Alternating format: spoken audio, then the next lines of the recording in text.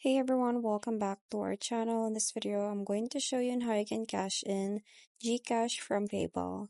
So the first thing that you have to do is open your GCash and you have to make sure that your PayPal is linked to your GCash account.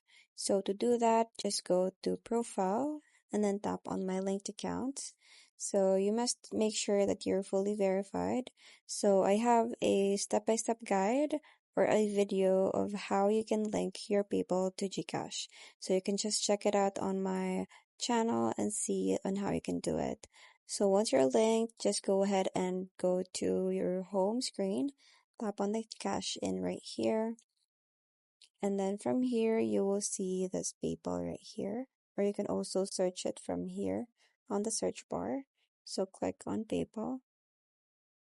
And from here, as you can see, you will see here your balance of your PayPal once it is linked. So you will just see it in there. So you just have to type in here the amount that you're going to be cashing into your GCash. And once you're done, just tap on next and then confirm the transaction.